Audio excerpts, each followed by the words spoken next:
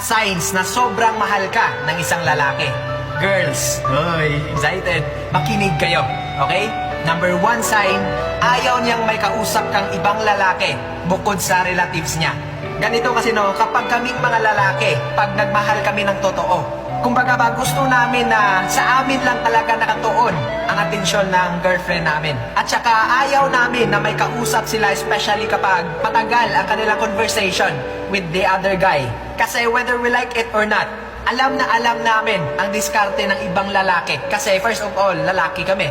Kaya takot kami na yung atensyon ng aming girlfriend ay mapunta sa iba.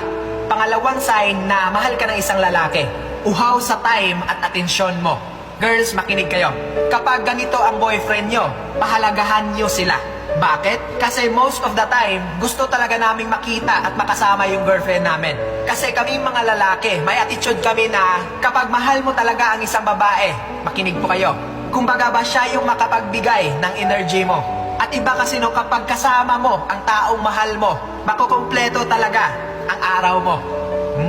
Pangatlong sign na mahal ka talaga ng isang lalaki, sobra yung pagkasiloso niya pagdating sa'yo. Girls, kung kayo selosa, kami din mga lalaki, seloso. At alam kong kayo rin, di ba? Nagseselos ka kasi mahal mo nga. At to tell you honestly, hindi ka naman magsiselos kapag hindi mo talaga mahal ang isang tao. Right? Nagseselos yan kasi mahal ka. Pang-apat na sign na mahal ka talaga ng isang lalaki, lagi kanyang ina-update kung ano ang mga ginagawa niya at kung saan siya papunta. Girls, nowadays, bihira lang ang mga lalaki na nag-a-update sa inyo. Kasi most of the time, ang mga lalaki hindi hilig sa mga ganyan. Kaya ingatan nyo sila at i-appreciate. At para sa akin, hindi naman talaga required ang mag-update. Pero initiative mo na yan kasi pumasok ka sa isang relasyon. At dito ko na-realize na mas mabuti pala pag nag-update ka sa partner mo.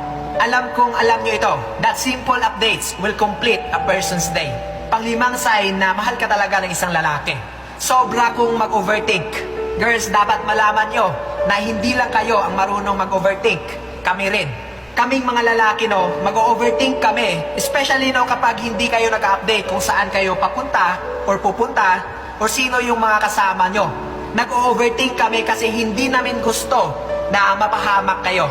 Kasi nga, mahal namin kayo. Girls, dapat makinig kayo. Huwag kayong magagalit kapag nag-overthink kami. Kasi gusto lang talaga namin ng assurance kung okay lang ba kayo. Panghuling sign na mahal ka talaga ng isang lalaki, ang sweet niya sa'yo sa chat, lalong-lalo na sa personal.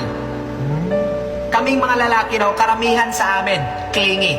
Especially kapag mahal talaga namin ang isang babae. Hindi ko alam sa ibang lalaki, pero based on my own experience, sweet kami sa taong mahal namin. Kasi sila yung nagbibigay ng totoong saya sa buhay namin.